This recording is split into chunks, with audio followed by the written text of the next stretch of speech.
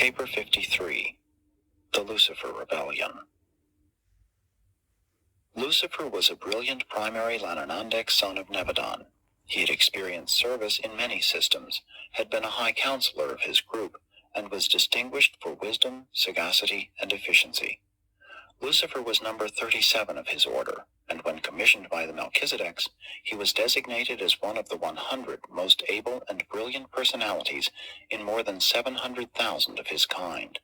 From such a magnificent beginning, through evil and error, he embraced sin, and now is numbered as one of the 3 system sovereigns in Nebadon who have succumbed to the urge of self and surrendered to the sophistry of spurious personal liberty, rejection of universe allegiance, and disregard of fraternal obligations, blindness to cosmic relationships. In the universe of Nebadon, the domain of Christ Michael, there are 10,000 systems of inhabited worlds. In all the history of Lananandek's sons, in all their work throughout these thousands of systems and at the universe headquarters, only 3 system sovereigns have ever been found in contempt of the government of the Creator Son. 1. The leaders of rebellion. Lucifer was not an ascendant being. He was a created son of the local universe, and of him it was said, "You were perfect in all your ways from the day you were created till unrighteousness was found in you." Many times had he been in council with the Most High's evidentia, and Lucifer reigned upon the holy mountain of God, the administrative mount of Jerusalem, for he was the chief executive of a great system of 607 inhabited worlds. Lucifer was a magnificent being, a brilliant personality. He stood next to the Most High Fathers of the constellations in the direct line of universe authority. Notwithstanding Lucifer's transgression, subordinate intelligences refrained from showing him disrespect and disdain prior to Michael's bestowal on Urantia. Even the archangel of Michael, at the time of Moses' resurrection, did not bring against him an accusing judgment, but simply said, "The judge rebuke you." Judgment in such matters belongs to the Ancients of Days, the rulers of the super-universe. Lucifer is now the fallen and deposed sovereign of Satania. Self-contemplation is most disastrous, even to the exalted personalities of the celestial world. Of Lucifer it was said, "Your heart was lifted up because of your beauty. You corrupted your wisdom because of your brightness." Your olden prophet saw his sad estate when he wrote, "How are you fallen from heaven, O Lucifer, son of the morning? How are you cast down, you who dared to confuse the worlds?" Very little was heard of Lucifer on Urantia, owing to the fact that he assigned his first lieutenant, Satan, to advocate his cause on your planet. Satan was a member of the same primary group of Lananandeks, but had never functioned as a system sovereign. He entered fully into the Lucifer insurrection. The devil is none other than Caligastia, the deposed planetary prince of Urantia, and a son of the secondary order of Lananandeks. At the time Michael was on Urantia in the flesh, Lucifer, Satan, and Caligastia were leagued together to effect the miscarriage of his bestowal mission, but they signally failed. Abaddon was the chief of the staff of Caligastia. He followed his master into rebellion, and has ever since acted as chief executive of the Urantia rebels. Beelzebub was the leader of the disloyal Midway creatures who allied themselves with the forces of the traitorous Caligastia. The dragon eventually became the symbolic representation of all these evil personages. Upon the triumph of Michael, Gabriel came down from Salvington and bound the dragon, all the rebel leaders, for an age. Of the Jerusalem Seraphic rebels it was written, "And the angels who kept not their first estate, but left their own habitation, he has reserved in sure chains of darkness to the judgment of the great day." 2. The causes of rebellion. Lucifer and his first assistant, Satan, had reigned on Jerusalem for more than 500,000 years, when in their hearts they began to array themselves against the Universal Father and his then vicegerent son, Michael. There were no peculiar or special conditions in the system of Satania which suggested or favored rebellion. It is our belief that the idea took origin and form in Lucifer's mind, and that he might have instigated such a rebellion, no matter where he might have been stationed. Lucifer first announced his plans to Satan, but it required several months to corrupt the mind of his able and brilliant associate.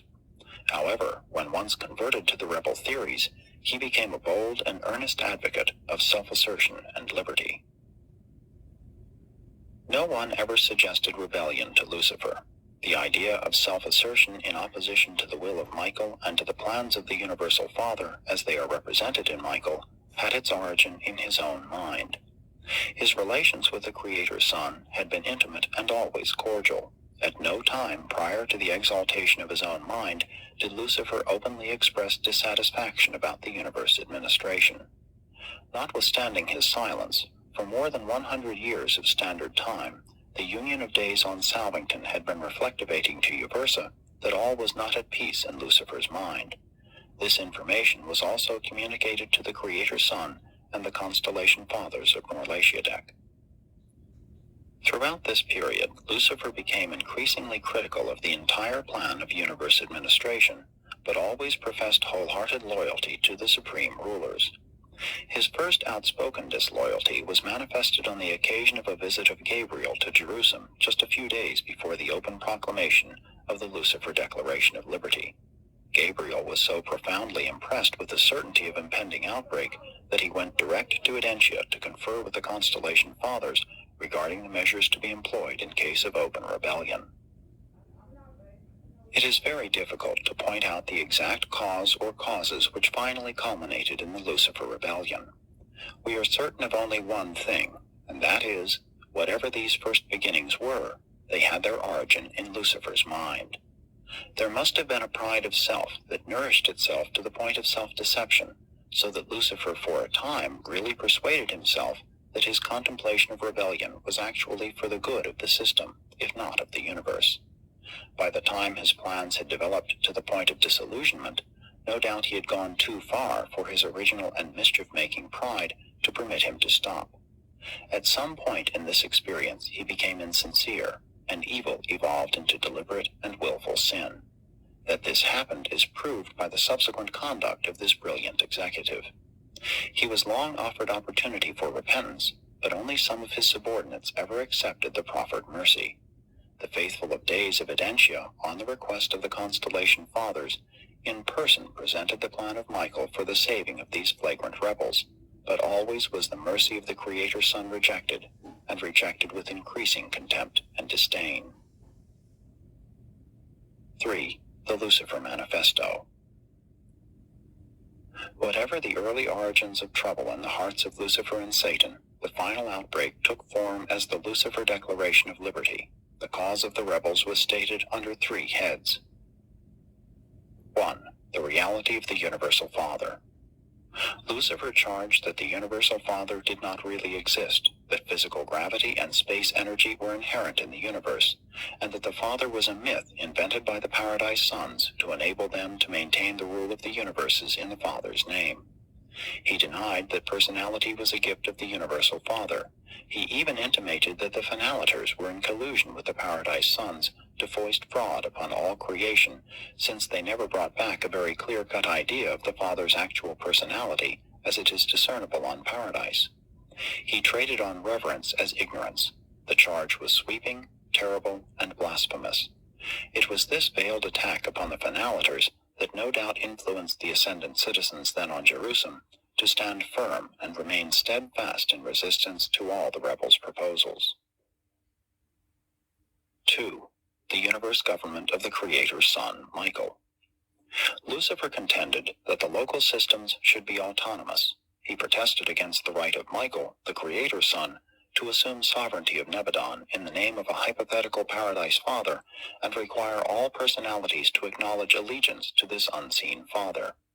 He asserted that the whole plan of worship was a clever scheme to aggrandize the Paradise Sons. He was willing to acknowledge Michael as his Creator Father, but not as his God and rightful ruler. Most bitterly did he attack the right of the Ancients of Days, foreign potentates, to interfere in the affairs of the local systems and universes. These rulers he denounced as tyrants and usurpers. He exhorted his followers to believe that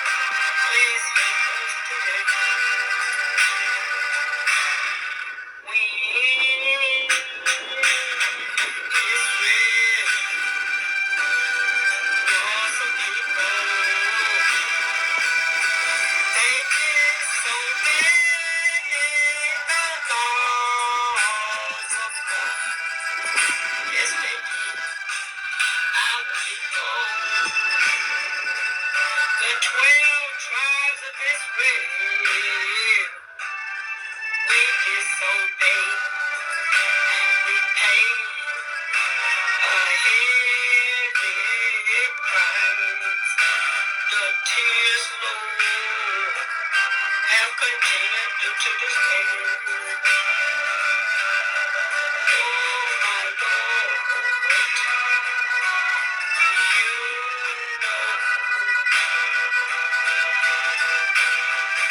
everything, everything is gonna be alright. Your people, you said you was gonna bring us back. Help us today, Lord, today. My name is Midian, but it's written, and that's all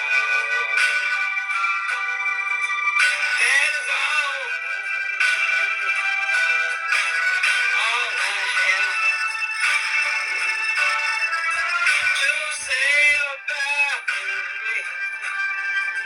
I just know Israel is going to come back one day as a great nation, a great nation.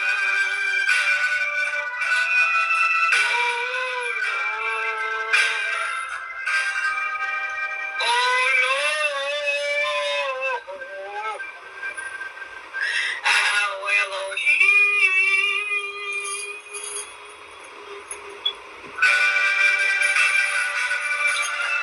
That day is coming